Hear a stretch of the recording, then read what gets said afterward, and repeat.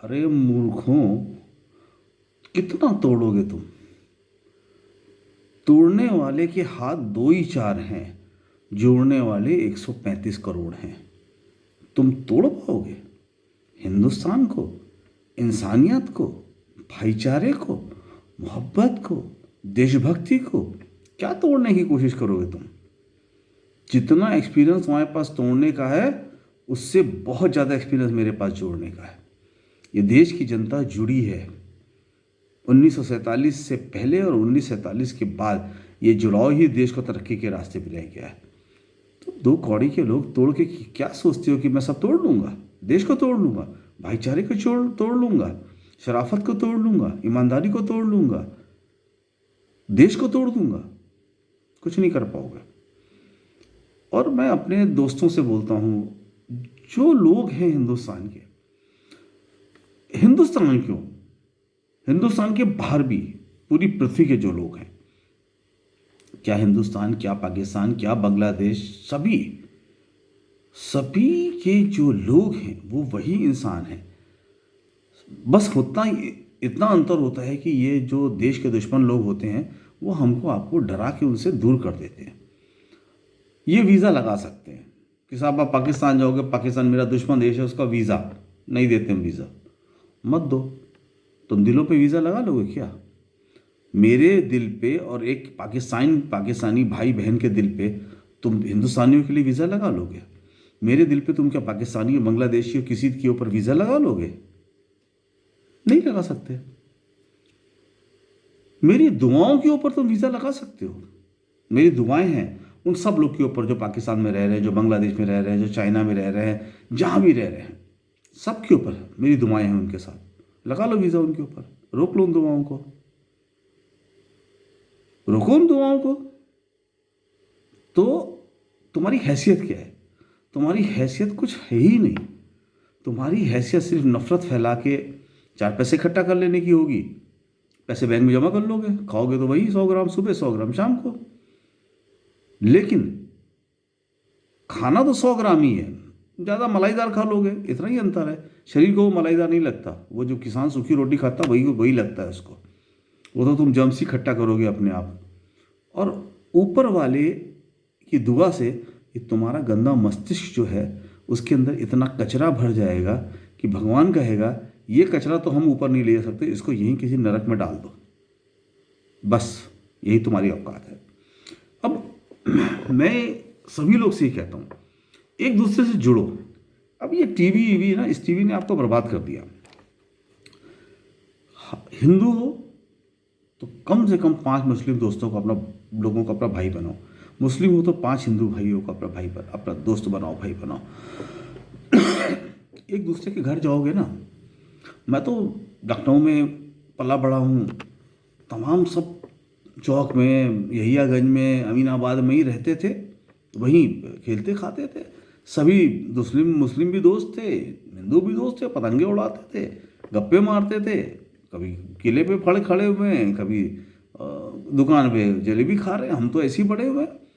हम तो मुसलमानों को के घरों में, मुझे पता है, सब एक दूसरे के घर जाओगे, चाहे मुसलमान हिंदू के घर आए, चाहे हिंदू मुसलमान के घर जाए, वही गरीबी है, वही तंगी है, वही भूख है, वही शिक्षा की कमी है, वही नौकरी की खोज है, वही घर की परेशानियां हैं, वही है सब।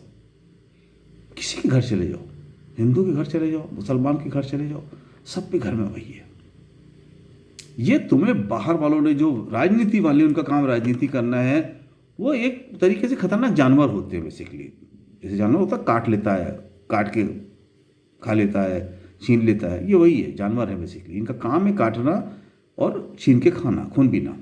ये उस तरह के लोग हैं। तो तुम इनके ना बातों में आओ, ना इनके चक्कर में पड़ो। ये देश तोड़ रहे हैं, तुम कसम खाओ मैं देश जोड़ूंगा। कोई हिंदू नहीं है, कोई मुसलमान नहीं है, कोई सिख नहीं है, कोई ईसाई नहीं है, कोई ब्राह्मण नहीं है, कोई क्षत्रिय नहीं है, कोई वैश्य नहीं है, कोई शूद्र नहीं है। सिर्फ 2 लोग हैं, अच्छे लोग या बुरे लोग।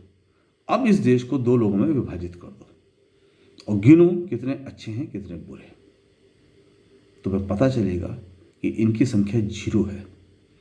ये फर्जी फेसबुक अकाउंट बना के तुमको गाली देते हैं, फर्जी ट्वीट करके तुम्हें गाली देते हैं, ये फर्जी पोस्टर डालते हैं, ये फर्जी वीडियो बना के डालते हैं। ये जितने नफरत का कारोबार है इन फर्जी लोगों का है। इनकी असलियत कुछ नहीं है, ये 0 है।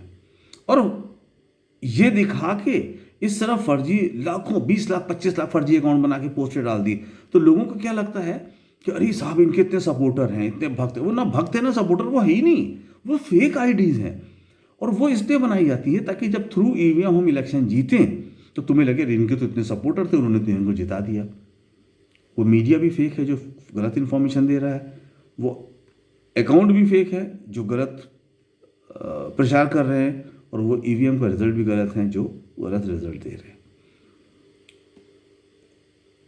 बाहर निकलो, एक दूसरों से मिलो, एक दूसरे से बातें करो, एक दूसरों के करीब जाओ, तब तुम्हें पता चलेगा कि इंसान तो एक ही जैसा होता है। देखो भाइयों, अगर भगवान को अलग करना होता ना तो हिंदू के माथे पे तिलक लगा के वो क्या नहीं करके भेजता?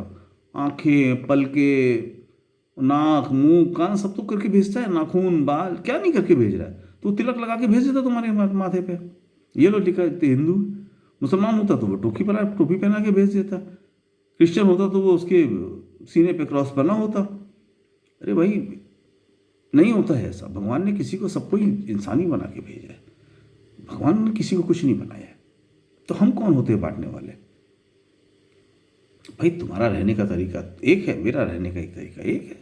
भाई घर में है, कोई मीठा पसंद करता है, कोई कड़वा पसंद करता है, कोई खट्टा पसंद करता है, कोई नमकीन पसंद करता है, किसी को मिठाई पसंद है, किसी को समोसे पसंद है। तो क्यों मैं समोसे का अलग गैंग बना लूँगा, अलग वो बना लूँगा कि ये सब धर्म समोसा धर्म है, ये मिठाई धर्म है? ऐसा नहीं होता। हर एक की अपनी पसंद है। तो जो देश के हालात है, उस देश को हालात को सुधारने के लिए लोगों को सामने आना पड़ेगा। इन बड़ी लकीर खींचो, इनको बता दो कि तुम्हारी औकात एक चींटी से ज़्यादा नहीं है।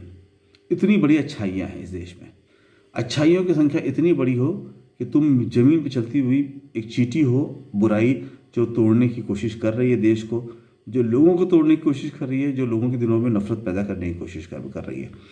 और सबसे ज़्यादा इज्जत 2 लोगों की करो। एक वो जो आर्मी में है, देश पे की सरहदों पे बैठकर तुम्हारी सुरक्षा कर रहे हैं, जिससे तुम चैन की रोटी खा रहे हो। और दूसरे वो जो किसान हैं। सोचिए साहब जरा, उनकी आज बीज बोते हैं, 6 महीने तक रोज जाके देखते हैं मेरी फसल बढ़ी है कि नहीं बढ़ी है, पेड़ निकल आया तो पत्तियां निकली कि नहीं निकली, पत्तियां निकल आई तो दाने, बीज पड़े कि कोपल फूटी कि नहीं फूटी, दाने पड़े कि नहीं, बीज पड़े कि नहीं पड़े, बीज के अंदर दाने में कुछ है कि नहीं है। इतना बड़ा करते हैं और फिर भी तुम उन्हें धान की कीमत नहीं दे पाते, गेहूं की कीमत नहीं दे पाते। कितने बड़े जाहिल हो, कितने बड़े जालिम हो तुम हैं। और साहब ऐसा सोचिए इन लोगों के लिए, 1000 लोग थे। उन्होंने एक आदमी से बोला, मैं तो यहाँ पर बड़ा भरोसा करता हूँ, तुम बहुत अच्छे आदमी हो, लो हम सब अपने घरों की चाबियाँ देते हैं, तुम सुरक्षा करो, हमारे घर की देखभाल करो। उस आदमी पे जिस 1000 लोगों ने भरोसा किया, उसने सोचा इसने मेरी चाबी दे दी, अब तो मैं इसको लूट लूँ। उसने इसको लूटना शुरू किया और पूछने लगा कि तुम हो कौन? भाई लोगों ने कहा, मैंने तो तुम्हें चाबी दी है अपने घर की, मैंने ही तुम्हें राजा बनाया है अपना, हमने तुम्हें सब कुछ अपना सौंप दिया है, तो अब तुम क्या मुझसे क्या पूछ रहे हो? बोला नहीं, मुझे बताओ, मैं तुम कौन हो? तुम इसी देश के हो या किसी और देश के हो? तुम्हारा जन्म प्रमाण पत्र है कि नहीं है? और तुम्हारी सारी संपत्ति हम छीन लेंगे।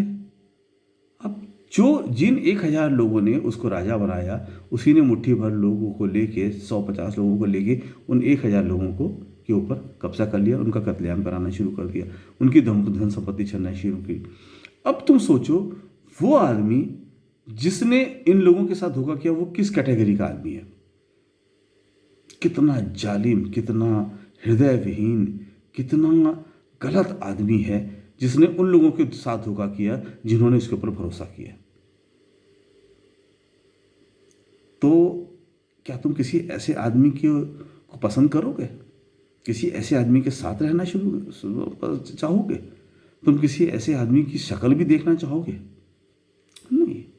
मुझे तो वो चाहिए, अजीम प्रेम जी जैसा, रतन टाटा जैसे, वो लोग जो कुर्बान करते हैं, लाखों करोड़ों का चंदा दान कर देते हैं, फैक्ट्री लगाते हैं जिसमें लोगों को रोजगार मिले, दवाएं बने, शिक्षा बने, व्यापार हो, कमाई हो, देश के पास भी पैसा जाए, लोगों को रोजगार मिले, जनता के पास पैसा आए, देश की भलाई हो। मुझे वो चाहिए, लुटेरे नहीं चाहिए, लुटेरे नहीं चाहिए देश में किसी को, मुझे वो लोग चाहिए। और देश के साथियों, समझो इस बात को, जो जो लोग थोड़े बहुत भी मन में एक दूसरे से घृणा करते हैं, वो अपने पैर पे कुल्हाड़ी मार रहे हैं।